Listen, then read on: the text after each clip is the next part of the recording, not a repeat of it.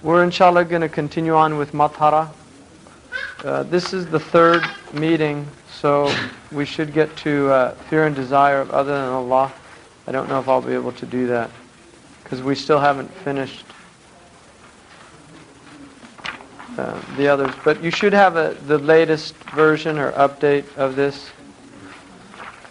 And we ended on hasad, right? So hasad is yeah. This is an updated version here. So the Arabic's not on that first part because you already have it on the other part. But you can just make the changes as necessary. Can the people who are registered in the class take, because we made according to those people who are registered, if they are guests, then we make it some more copies for guests and they get it. Just people who are registered in the class take Hasad is probably one of the most serious diseases. Again, because you have a difference of opinion about the diseases and the root disease, some say hasad is the root disease. But again, I think it will always go back to tama', because desire, in hasad there's always desire. So really it's going to go back to tama'. Or hubb riyasa, like Ibn Ashur says, but then even Ibn Ashur admits, that the source of all wrong is hubb al-ajila, which again, love of the world is related to desire.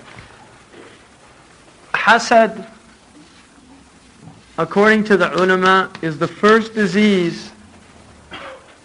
It is the first manifestation of wrong in the heavens. So, أول ما عصي به الله في السماء الحسد. The first thing that Allah was disobeyed with in the heaven was hasad. Because Iblis, nothing prevented him from bowing down except for hasad. And it's a hasad that's called ta'azzuz, which he'll go into. He couldn't stand that Adam alayhi salam would have a higher position than him.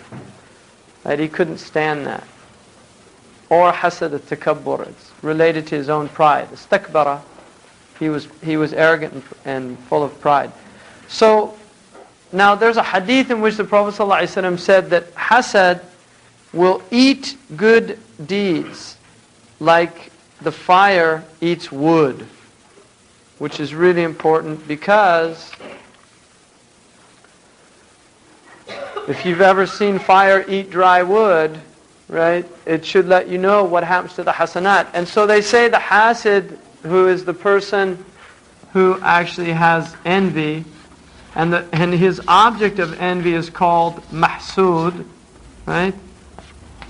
And we should know this, the hasid, in the verse of Quran that people should memorize, وَحَاسِدٍ إِذَا حَسَدٍ, right? وَحَاسِدٍ إِذَا حَسَدٍ.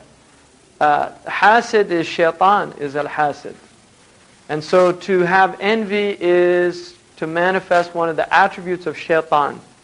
And there's a hadith in which the Prophet ﷺ said,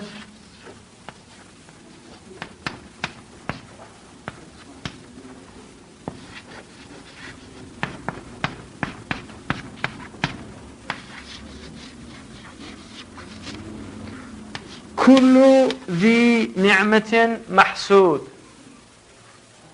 Every possessor of a blessing, any blessing, is envied. So there's always going to be somebody that envies you if you have a blessing. Two people, street sweepers. One of them has a cart that he has to pull and he's got all his brooms and everything on it. The other street sweeper has a donkey that pulls his cart. For you, totally insignificant. For the one without the donkey, he looks at the one with the donkey and he envies him. So it doesn't matter what level it's happening. Envy is a very strange thing, and permeates human culture and society. And it's also believed that envy has a harm. There's a madarra related to envy. But it's said that the one envying, his envy harms him before it harms the object of his envy. So he's harmed by it faster than he can harm the object of his envy. Although the evil eye is generally related to envy, it doesn't have to be. Some people just have the eye. It's some type of psychic power that some people have. So it doesn't have to be that they envy, although it's dangerous. Like traditionally in a lot of Muslim cultures, a firstborn male, they used to pierce their ears and dress them as little girls for the first 5 years. I mean, really, they did that. It was very common. And I knew somebody, an older man, who had holes in his ears, and I asked him about it, and that's what happened.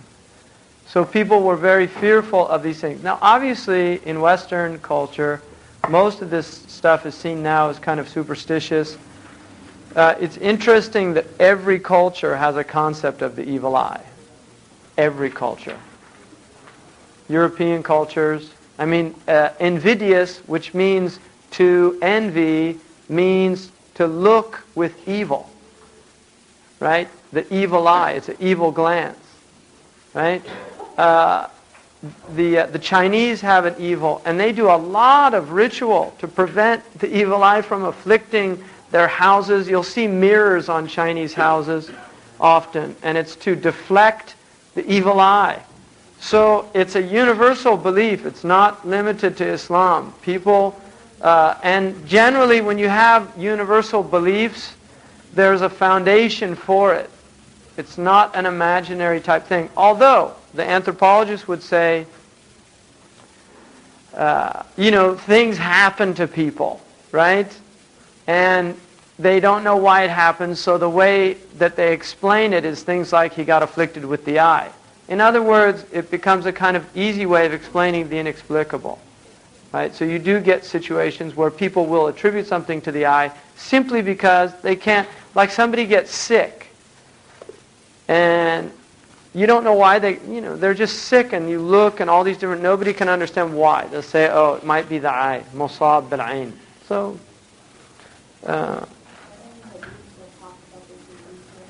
there's a hadith, al-aynu haqq, the evil eye is true. And the Prophet, if you look at him, he was somebody that was very much engaged in getting rid of superstition. Right? I mean, when the moon eclipsed, the Arabs believed that if a moon eclipsed, it meant a great person died. And it eclipsed the day that his son died, Ibrahim, the moon eclipsed. It was a perfect opportunity for somebody who was a charlatan to get a lot of... and people actually became Muslim that day because they said, the moon eclipsed for his son. He went out, sallallahu alaihi wasallam, and announced to the people, the moon is a sign of Allah, the sun is a sign of Allah, and they don't eclipse for anyone.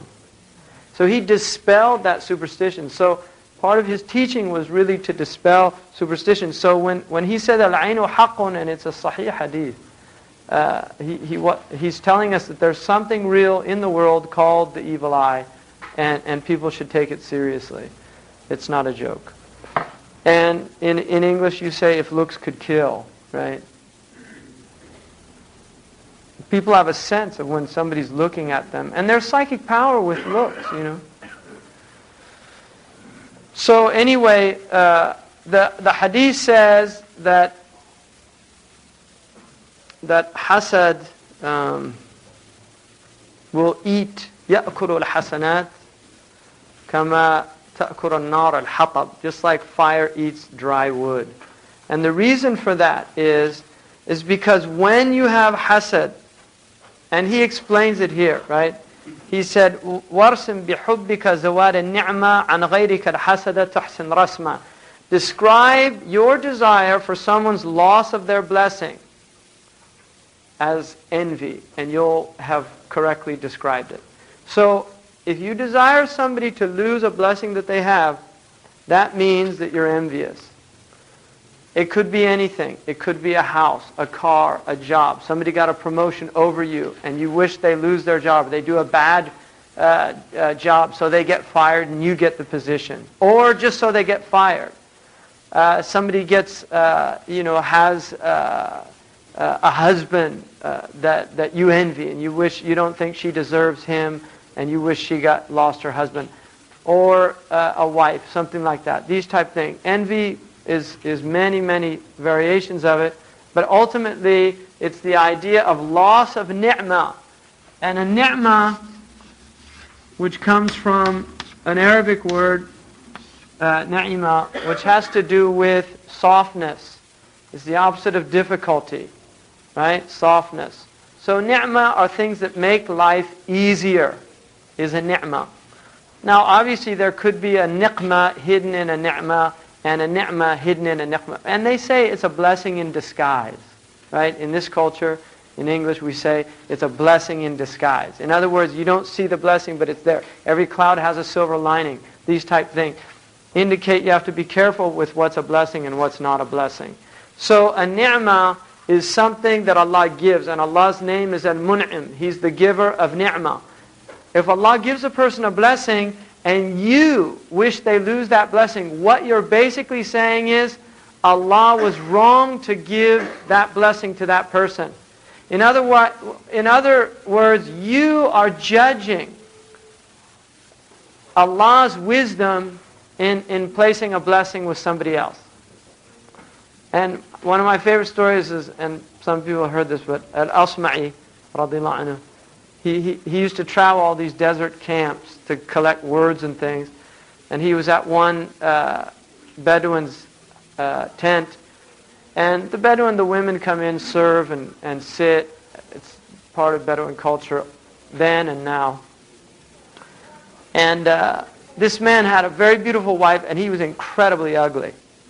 And when the man went out to sacrifice the sheep for Al-Asma'i, he couldn't resist saying to this woman, how did you end up with this? How did such a beautiful woman like you end up with such an ugly man like that? And the woman said to Al-Asma'i, and Al-Asma'i, he's relating the story, so he's that type of person. The woman said to him, "Ittaqillah," have taqwa of Allah, fear of Allah. She said, لَعَلَّهُ أَحْسَنَ إِلَى رَبِّي وَأَنَا جَزَاؤُهُ. Maybe he did good things with his Lord and I'm his reward. Or لَعَلِّي أَسَأْتُ إِلَى رَبِّي وَهُوَ عِقَابِي. Or maybe I did some bad things and he's my punishment. So the point being, Al-Asma'i was saying, Allah has a hikmah, and you don't know what the hikmah is. So you have to be very careful when you are looking, what's that doing there, or why is that person with that person, or, right? So, Allah is al-mun'im. He's the giver of blessing. And if you question the ni'mah, then you're questioning the giver of the ni'mah. And that's why Allah hates it. And that's why shaitan was disobedient to Allah. And the difference between shaitan and Adam alayhi salam is Adam, when he made his mistake, he made tawbah. And the hasud doesn't make tawbah. The hasud is unable, because part of his problem is kibr. Right? He doesn't feel somebody's worthy, and he's worthy. That's takabbur. I'm better than him. He doesn't deserve what he has. And that type person, they can't make tawbah. It's hard for them to admit they're wrong. So they don't turn away from their hasad. Right? They don't actually turn away from it. So then he says, بِحَيْثُ لَوْ أَمْكَنَتْكَ حِيلًا تُزِيلُهَا أَعْمَلْتَ تِلْكَ الْحِيلًا. So he says, he means by hasad that really, in other words, if you were able through some ruse to eliminate it yourself, you would do so. You'd utilize that thing to eliminate the hasad. What that means is that the Sharia definition of hasad is, because there's a hadith, لا يسلم المؤمن من ثلاث. The mu'min will never be safe from three things. And hasad is one of them. Dhan and tiyara are the other two, which he'll get to. Hasad is one of the things that no mu'min will ever be safe from. In other words, it's going to emerge in the heart. You're going to see something and you're going to wish you had it that somebody else has. Right? So the cure for it is لا تبغي. إذا حسدت فلا تبغي. The hadith says, if you have envy, don't harm. Don't oppress the person. And this is why, as long as you won't do something that causes that person to lose the blessing, then it doesn't go under the category of hasad that is harmful. In other words, that eats your hasanat up. The hasad that eats your hasanat up is the hasad that you would actually do something if you were able to cause them to lose that blessing. وَالْعِيَاذُ بِاللَّهِ. And then he says, أَمَّا إِذَا كَانَتْ مَخَافَةُ صَمَدْ عَنْهَا تَصُدُّكَ فَرَسْتَ ذَا حَسَدْ. If your fear of Allah causes you not to want to do that thing, in other words, to harm the person, then that's not hasad that's going to harm you. But if you could, you would, that is dangerous. And then he said, فِيمَا تَرَجَّ حُجَّةِ الْإِسْلَامِ مِنْ فَضْلِ ذِي الْجَلَالِ وَالْإِكْرَامِ. In other words, that's what the Imam al-Ghazali radiallahu anhu said about hasad. So that's his judgment, how he distinguished it. That's where that's coming from. And then he says, قال إمام الغزالي ومن كرهه حتى كأن يمقت نفسه له برئ من أداء ما لزمه أما الدواء فعمر بضد مقتضى الهوى. He says, Imam al-Ghazali said, if you hate it so that you despise that part of yourself that's causing you to envy, then that means that you're not an envious person. So hating the experience in yourself of envy is a sign that you're not an envious person. And this again is recognizing that you have a nafs and you have a ruh, which are really the same thing. But the nafs is the ruh that still has the tarnish of this world. It's not pure. And so recognizing that in yourself, that things like these things that occur to the heart, those are part of the taint or the pollution as a result. It's the ran that has acquired or accumulated over the heart as a result of wrong actions and these things being in the world. So if you detest it, then it's a sign, in fact, that the ruh is it's a higher force in you, this pure aspect of yourself. And then he said, as for the dawa, he said, the dawa is amalun bididdi, right? You have to, he always gives us usually, he gives us two treatments. One of them is the knowledge, because islah al-qalb, rectification of the heart, has to come by two things, al-ilm wal-amal. So now he just told you what the knowledge is. You have to know that the way to get rid of the hasad is not to want to harm the person and to have taqwa of Allah and to recognize what a bad thing it is. That's your knowledge base. But now he's going to give you the amal.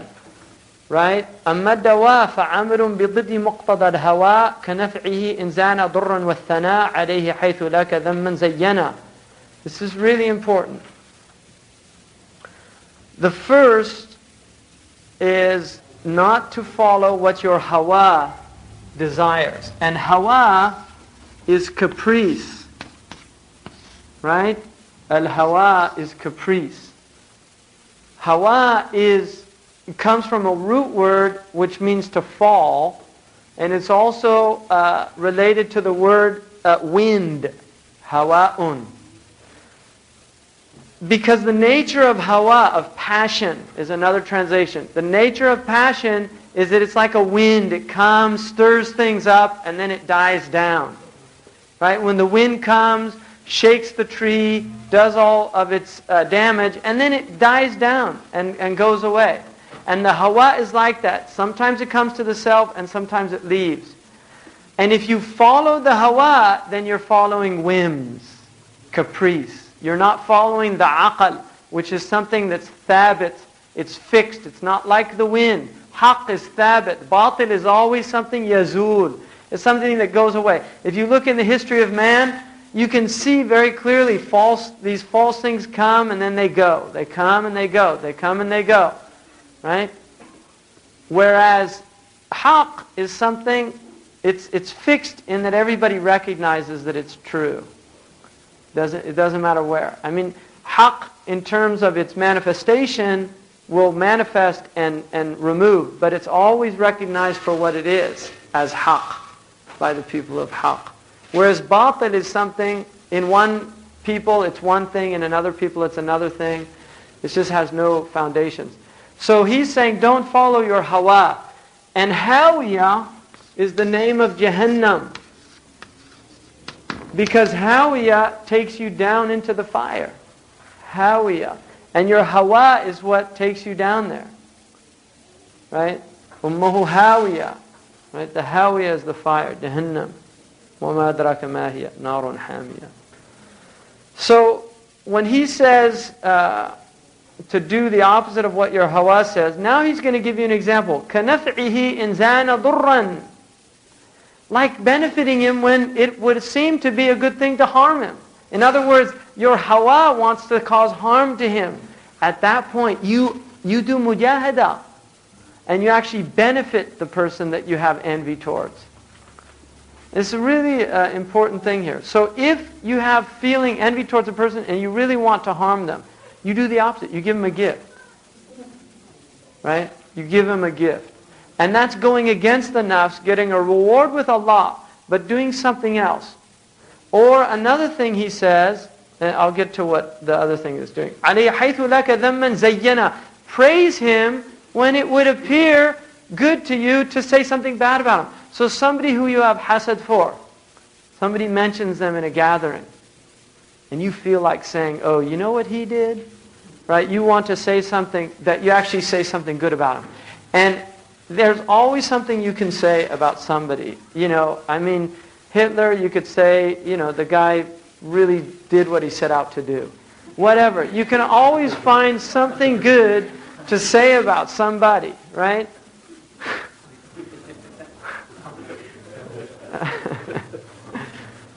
You can, and that's the thing. So you choose. You know. You choose. And the thing to do is, you know, if you want to say something bad about him, say something good about him. Or her. Now, what that will do, one of the things it will do, is if you do that to the person who you have hasad for, it will cause their heart to incline towards you. As their heart inclines towards you, now obviously this isn't always true.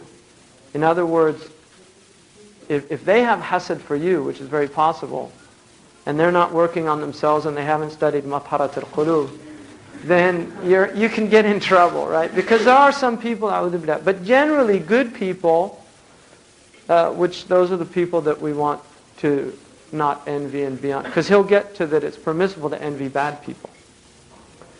Generally good people are inclined to love those who show good to them. So if you do good for those to that person, they will tend to want to do good to you. And if they do, it changes your heart. So what Sidi Ahmed Zarruq says is, if you actually apply this, you will see a transformation in their heart and in your heart. Right? And then he says, and then another theoretically is to know, وَعِلْمِ أَنَّهُ يَضُرُّ الْحَاسِدَ يَغْتَمُّ الْآنَ وَيُعَذَّبُ غَدًا. Not only you should know, this harms the hasid, the one envying is harmed by this.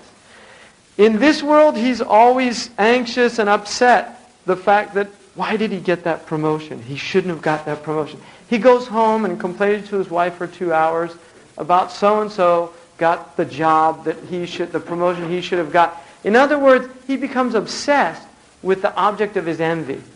And it's a disease in the heart that causes him to have gham. He actually has this feeling of sadness. And it's a result, it's meaningless. It has absolutely no meaning whatsoever. It's a completely insane act to envy another person. It's a completely insane act. And the Arabs have a really powerful proverb which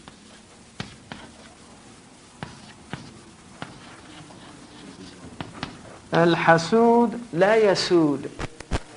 The one who envies can't get into a position of leadership. In other words, the fact that you have this resentment is actually prevents you from ever accomplishing anything in the world. People that, the envier, see, a person who doesn't have envy, if he sees somebody doing something, he'll set out, it might motivate him to go out and do it himself. But he's not going to sit there, and why is that happening to him? Why isn't this happening to him? He just goes out and does it for himself. So the one who envies will never have siyada. And one of the interesting things about the Muslim world now is that we're filled with envy. The Muslim, when they look at the Europeans and the Americans, even though a lot of them use all this Islamic rhetoric to talk about how horrible all these Europeans and kuffar and this and that, the real bottom line is they have dunya and we don't. Seriously, for a lot of these Muslims, they have dunya and we don't. And so there's hasad. Or, for instance, like the Arabians who got all the oil, you have all these people in other Arab countries or some other countries always talking about these terrible Gulf Arabs. How, they just waste all the Muslim money. It belongs to us. Well, what the question to ask is, if oil was discovered in Jordan, would all the Jordanians be awliya, giving out fi sabilillah all over the... No, it's a question for them to ask. In other words, you can look and say how terrible the Gulf Arabs are because they're wasting all the money of the Muslims. That's easy when you don't have any money. But what do you do when suddenly you've got all the dunya? Right? That's the question. So, and there's a strong case that they're probably giving a lot more money than most of the other people would be doing because they're extremely generous by their nature. It's part of the traditional desert Arab culture. And there are a lot of really generous people there. So the point is, you can look at them, but really, is your anger, is it from resentment and hasad, or is it really being stimulated by an altruistic desire for wealth to be used properly? That's a question. Now, you can look also at the communist revolution